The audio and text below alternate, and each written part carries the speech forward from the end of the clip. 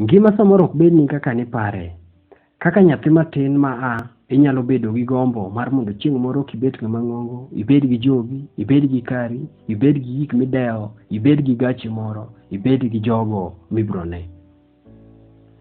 To achiedh nade gi midekre mikaloe miyo pi wang'i chwer odiochieng' kod otieno.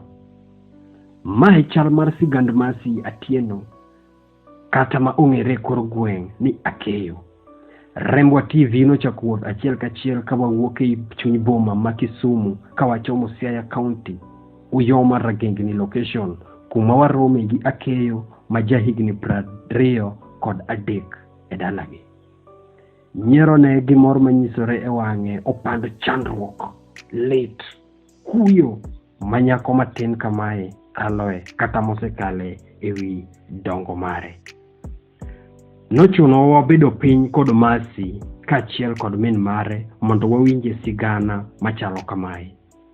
An jata chenro mari Kachucho, arwakeni machiegni e TV mari miero, Rembwa TV, ka chenro to en mane ok ing'eyo.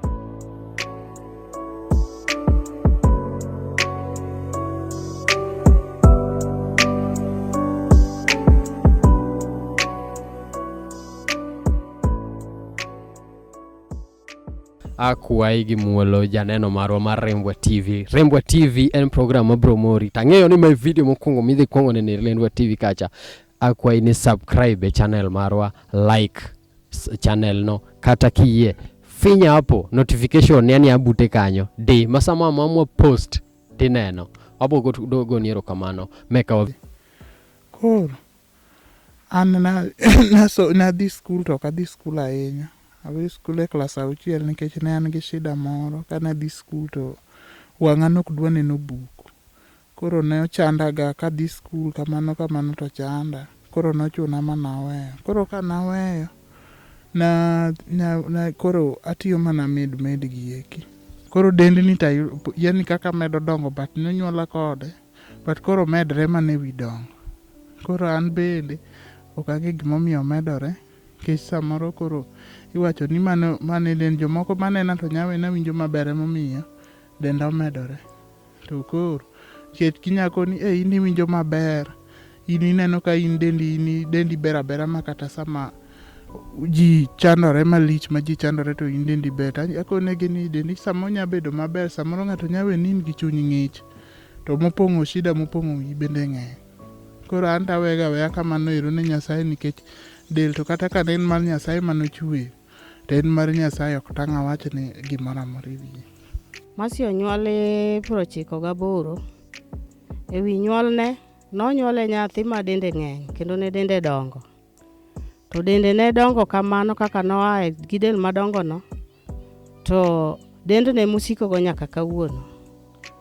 To Mercy kane a piny ne en nyathi maratego kendo noridore. To dende dongo kamano. To kanochako somo noriek. Kanoriek kamano, sikul notame dhi. Notemo nonyalo dhi sikul. To kalure gi mag pinyni noko dhi sikul. Ne wachandre kode e yor sikul kamano. Kanodhi sikul, nonyalo ringo koa e sikul to ponde i bungu. Koro natemo kamano kaka nyalo kaka janyuol. To nokosomo. Nogike klas 4. Natemo kadhano. To kata kamano jachien notamre ni ok onyal dhi sikul. Atemo to noringo kendo nopondo mana e bungu. Kanong'iyo gi nyathi moro mosiepne ka bugene nolal, nyaka gi kalembene mag sikul, kanye mane chunye koro chido ma koro kodhi sikul. Koro kagole kata nodhi, toringo pondo na bungu monyalo nindo kata e bungu katemo manye. Koro ne watiyo mana tich menyo ka wamanye. Ne watemo manye, mabe koro naol ma wuotho kode. Yango mana osiep katwe mana ano.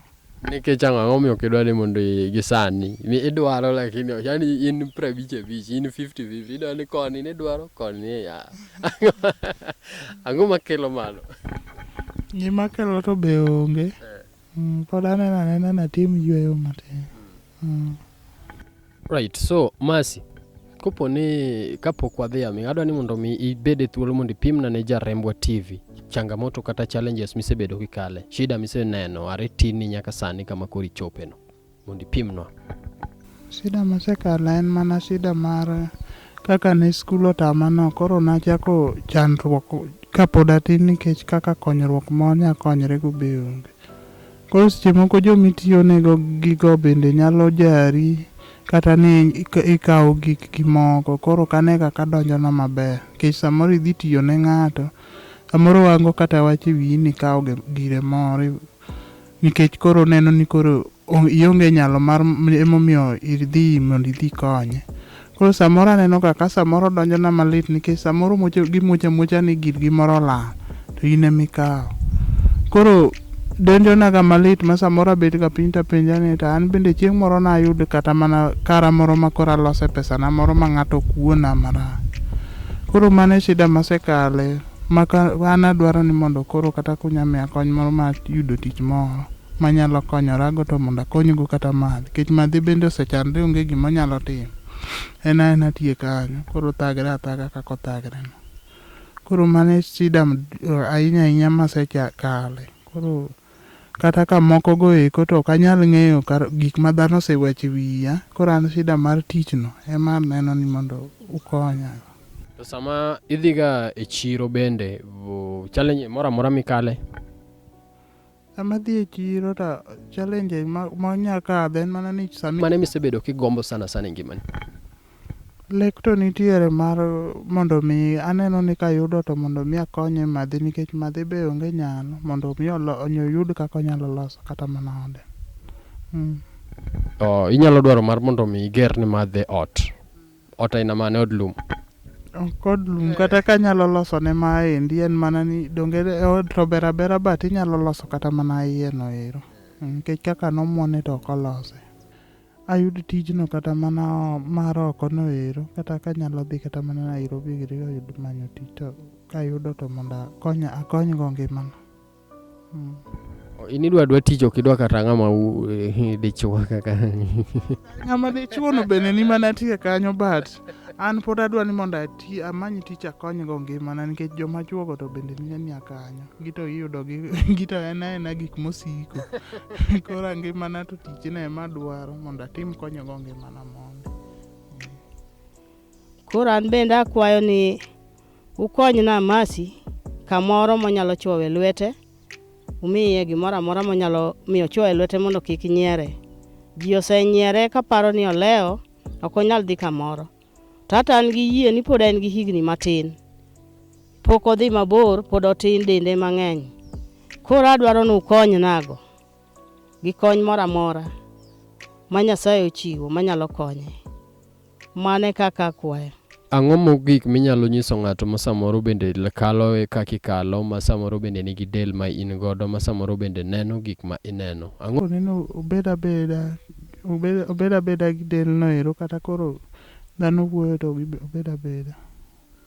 Wuo gi ng'ato maneni e kamera cha mondo inyisgi ni an kaka Masi adwaro ni mondo mi okonya kama.